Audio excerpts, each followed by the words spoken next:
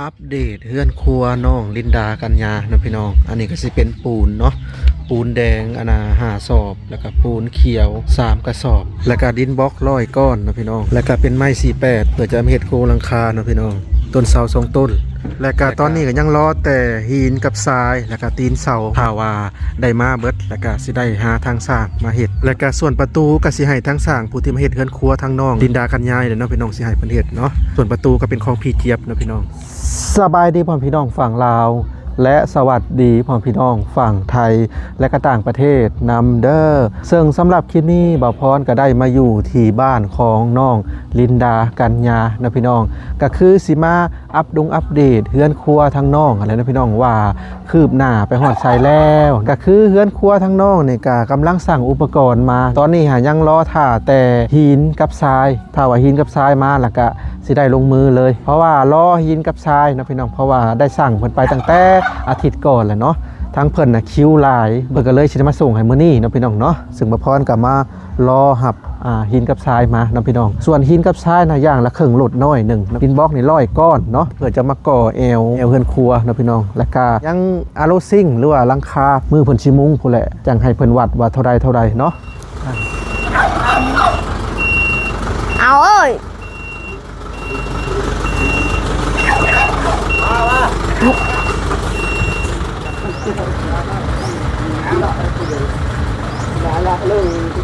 เอาจีบไม่ใช่รถหน่อยยังแป้งหมดแหละรถน้อยแปลงมาแล้วแล้วรถใหญ่มาเนาะ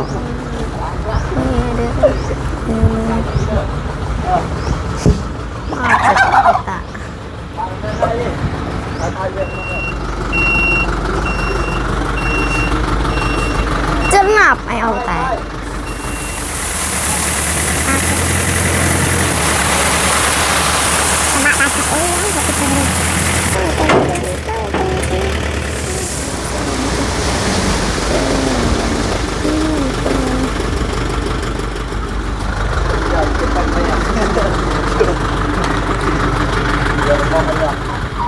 3 ล้าน7 แสน3 ล้าน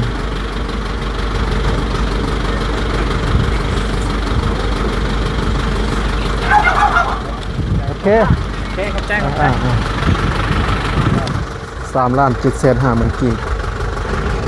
สบายดีน้อง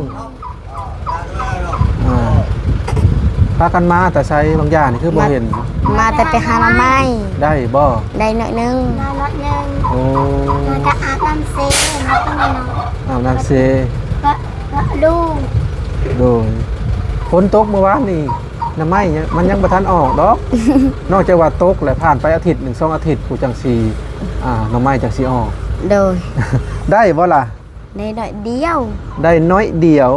โดยน้อยเดียวก็คือว่าได้หน่อยเดียวนะพี่น้องหรือว่านิดหน่อยเนาะเป็นได้กินข้าวกินน้ำแล้วบ่กินแล้วได้เมนูยังกินนานต้มพักโดยใครเป็นคนต้มขน้อยต้มน้องกัญญาได้เห็นยังล้างถ้วยก็คือ2 คนนะแบ่งหน้าที่กันเห็ดเนาะโดยตะว่าเด็กดีสุขเจ้าอยู่กัน2 คนต้องเห็ดซอยกันเด้อโดยบางทีเติมนึงข้าวนางกันยาก็ล้างถ้วยล้างบ้วงเจ้าอยู่กันแค่2 คนนี่โดยบ่เห็ดอยู่เห็ดกินบ่1ข้าวอยู่ในตารางนี่บ่โดยอยู่ตารางหันมันเปียกก็อยู่ในตารางเวลาลมมานี่ดังไฟบ่อยากติดเนาะโดยนั่นแหละจังว่าทางแม่เพิ่นอยากให้เฮ็ดเฮือนครัวไวๆนะพี่น้องก็คือทั้งว่าพรก็เร่งอยู่นะพี่น้องแต่ว่าติดปัญหาเรื่องไม้แต่ก่อนน่ะเรื่องไม้ก็จะเพิ่นกว่าจะมาส่งต่อมาก็เป็นหินกับทรายนี่นะพี่น้องเพราะหินกับทรายรถเพิ่นเพเด้เพิ่นเอากระแปลง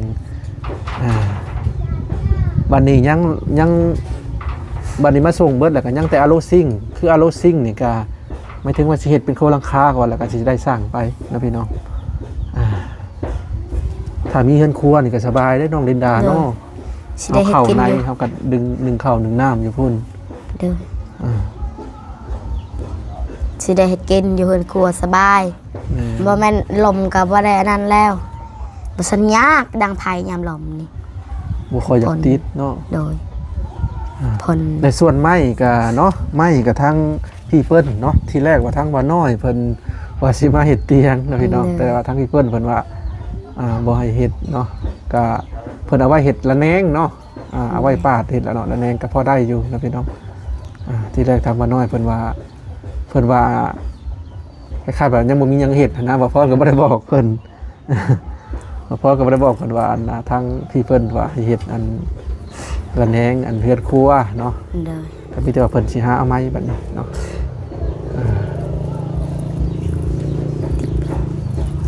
นี่ตาย ไม้นี่เบิดเท่านี้บ่ลินดา โดยหมดเท่านี้แหละ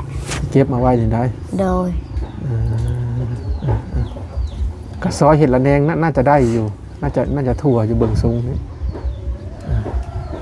แล้วก็ทางบ่อน้อยเชียงรายเพิ่นก็คือว่าเพิ่นสิเฮ็ดตู้กับข้าวนำบ่ โดยตู้เอาใบถ้วยบวง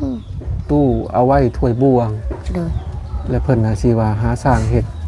โดย กะอยู่ในจุดซุ้มนี่กะมีได้หานเฟอร์นิเจอร์กะไปหาให้เพิ่นเฮ็ดให้ก็ได้อยู่พุ่นตู้ถ้วยบวงเป็นตู้ไม้น่ะเนาะ โดย น้องกัญญาคือบ่เห็นมัดผมล่ะ ฮะ ต้อม ห้องพักเปียกนั่นอมเปียก ผมเปียก โดยผมเปียกบ่ได้มัด หวีมีอยู่บ่ล่ะ สระผม ใช้หวีลองมัดเบิ่งดูหามัดเบิ่งจังว่าสิงามขึ้นบ่จ๊ะ ให้วี ตึงยังอยู่สุดนอนบ่นี่ นอน สุดนอนแต่ยังบ่ได้นอนเนาะ ก็ได้นอนมันไม่ทรงเสื้อชิโน่ เออ ทรงใส่ชุดนอน ก็เลยใส่สุดนี่เนาะ ปุยเด้อจะบ่ใส่ยา หวีนี่เด้อผมน่ะน้องกัญญา โดย หวีแล้วก็มัดจบดีก็มัดจบดีสิงามได้นี่ โดย มือขึ้นเฮือนใหม่เพิ่นกา FC คอมเมนต์มา ว่าป้าโตว่าบ่ได้เตรียมการมัดผมมัดหยังเลยเนาะก็คือบ่มีไผบอกเพิ่นนะพี่น้องต่างคนก็ต่างแบบว่าอันน่ะมั่วเมาแต่จัดอาหารเนาะ โดย ซอยเวียกสวยงานโดนลืมแต่พอก็ลืมคิดว่าให้เพิ่นหวีผมนั่นนี่สิ ทาง FC ถึงกระท่วงมาก็แม่นอลีเนาะพี่น้องสารวนอยู่ในมื้อนั้นกันนะ โดย สารวนนั่นนี่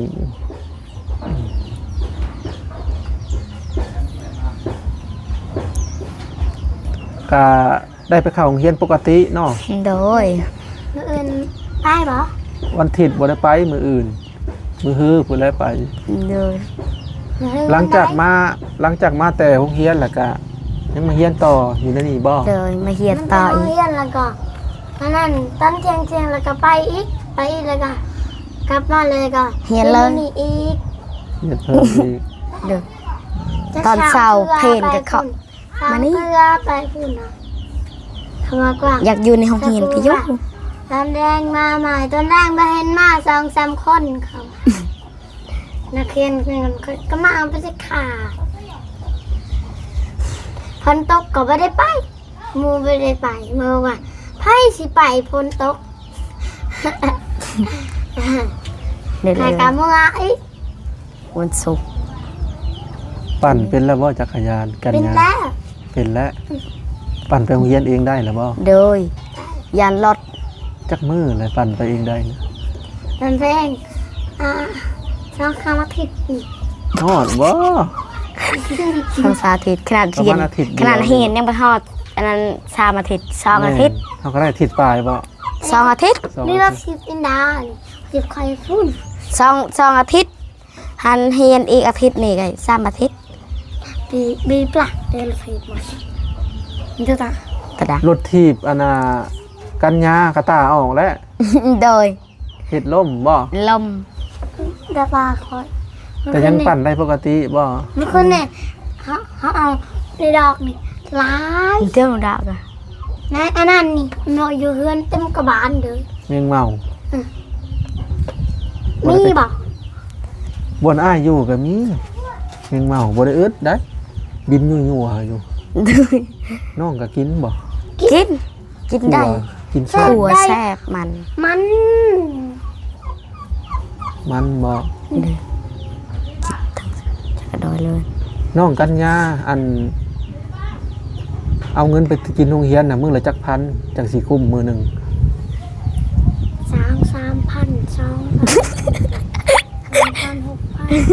6,000 บ่ฮู้เงินแล้วอันนี้ บ่ฮู้เงินบ่ เลย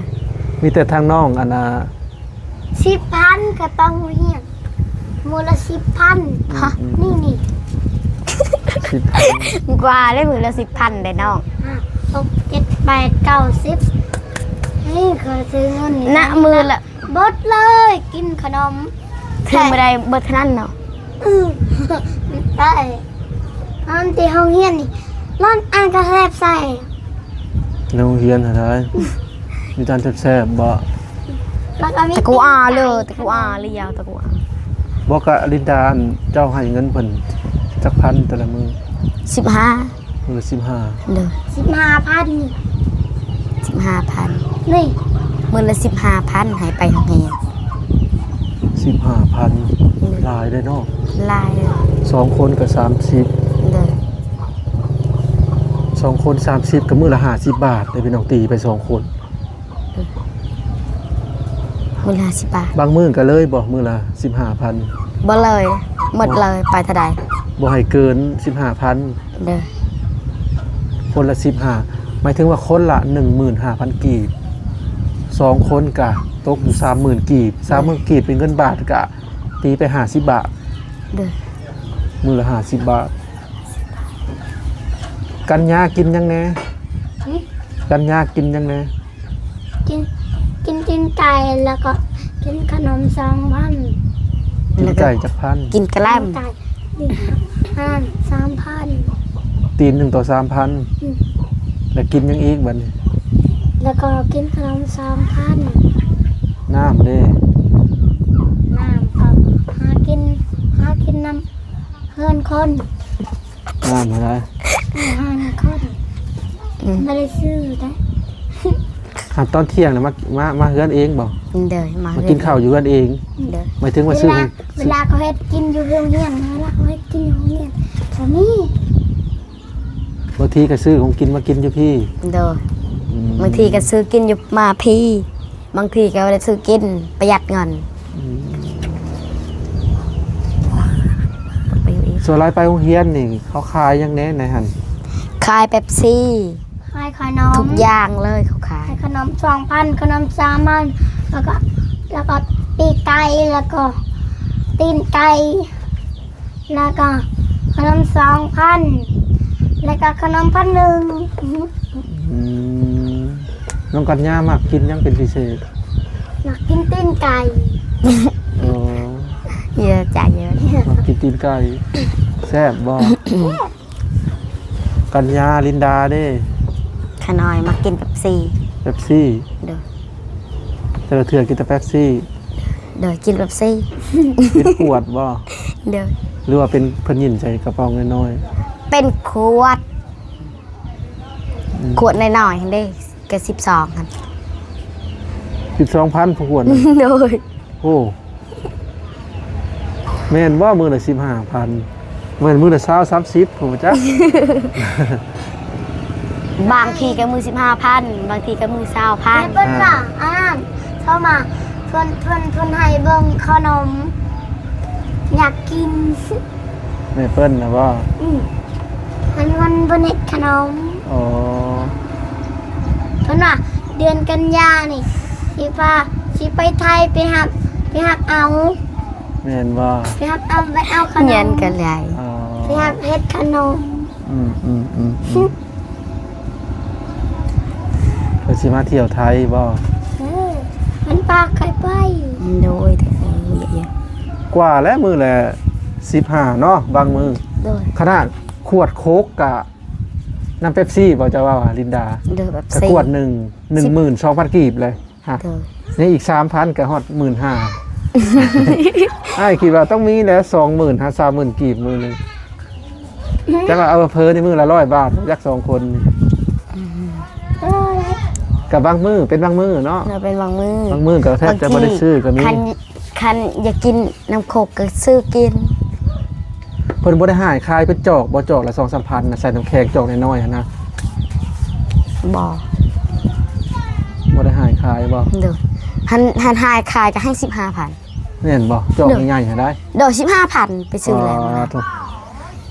มันบ่มีจอกซ้ำน้อยๆเนาะ โดย มีแต่จอกใหญ่ๆก็คือว่ามี เนี่ย แต่ นั่นกระป๋องแบบเล็กคันนี้กระป๋องเล็ก นี่นะ อยากให้มีขวดน้อยซ้ำแคนน้องกัญญานี่ บ่มี กวดสั้นๆประมาณคืบหนึง คืบหนึ่ง10,000 ขวดน้อยๆพวกโค้กพวกหยังเป๊ปซี่เนี่ย โดยมี10,000 10,000นี่ โดย แต่ว่าน้อยก็ยังน้อยบ่แห้งในบ้านเฮาแต่ตอนอ้ายไปอยู่ฝั่งนั้นน่ะขวดน้อยๆหนึงได้ โดยเท่าได้ ซ้ำนี่แหละ กินพอกระใสซื่อๆนะ โดย กินพอแบบพอเฮายาอยากความหมายว่า โดย ขวดน้อยๆหนึง เท่าได้ ซ้ำและเขารถจักรยานน้องลินดานะ ไปฝึกด้วย ขวดโค้กขวดเป๊ปซี่ โดยเท่าได้แพง 5 บาท ไม่เมา บ่แพงดอก5,000กีบบาทเฮา อาบางกิดท่านี่หรอ ขวดน้อยๆหนึง ขวดน้อยๆอันนั้นสมัยก่อนอันนี้แพงคืออย่างกับแพง 5,000 แพงได้โคกขวดเป็นกระป๋องหันกันยัง10,000เลย อืม น้ำปั่นหัน10,000 น้ำปัง10,000แซ่บได้ แซ่บบ่ แต่ว่าก็มักเบิ่ง ช่วงอ้ายไปเรียนหนังสือตอนอยู่ม.1 ม.2 ม.3 ม.4 ม5น่ะ ม.6 อ้ายก็มักกินโอวัลติน โอวัลตินก็เจ้าซุงนี่แหละเขาก็ขายเป็นจอก1 5,000 กีบแซ่บเลยมักกินโอวัลติน วงติด อ้ายนี่จบแค่ม.5 เองได้ โดย ม.1 ตั้งใจเรียนอยู่ม.2 ม.3 ม.4 ม.5 เริ่มแบบกับบ่ปานใดเพราะช่วงนั้นเขาอยู่ในวัยรุ่นเด้ โดย อ้ายจบแค่ม.5 ก็บ่อยากจบปานใดท้ายๆปีก็อันนั้นจบแค่ม.5 ม.5 ม.6 ม.7 ขอให้มันจบเลยให้มันเรียนเลยจบแล้วก็ไปเรียนอยู่ไทยแล้วให้มันจบแล้วก็ยังได้ใบประกาศ จะไปเรียนอยู่ไทย อยากได้ใบประกาศ ไทยเสียไปเรียน ให้ มีเงินสิไปเฮียน มัน5,000 กีบ 5,000 กีบ 5,000 บาทคืออยู่เนาะ 5,000 กีบซื้อหยังบ่ได้ ซื้อได้แต่ขนมห่อเดียว โดยไปเฮียนบ่ได้ เห็นไปตลาดก็ซื้อกินขนม อาเกตมือคิดไปธรรมดาป่ะ อยากแต่ขนมเนาะ จะตะแบ้ตีเลย ลินดานะป เด้อ .5 กัญญาป .1 ตอนหนึ่ง ดีแหละเขาป .1 เริ่มต้นตะไม้สิได้ฮู้กินเก่ง ป .1 เหลือก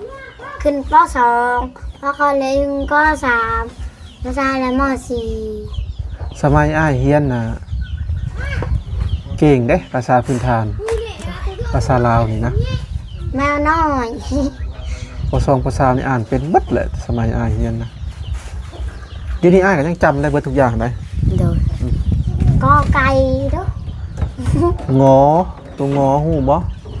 งอ งองินหวอ วอวี วอหวี มันมีตัววออีกได โดย ตัววอ แล้วก็ตัววอน้องดินดาฮู้บ่ ตัววอ หวีหอหาน อ้ายคิดว่าน้องดินดานี่สิได้แต่ตัววอ วอหวีนี่นะ ตัววอนี่มันสิมีตัวหอ แล้วก็ตัววอทางหลังเขาเอิ้นว่าวอ วอ หัว นั่นนั่นเกิดอะ ตัวงอคงจักบ่ง ตัว องิน ตัวห้าแล้วก็ตัว ตัววอ ตัววอ มันสิมี2ตัวเด้ เอาเก่าไก่ วอธรรมดา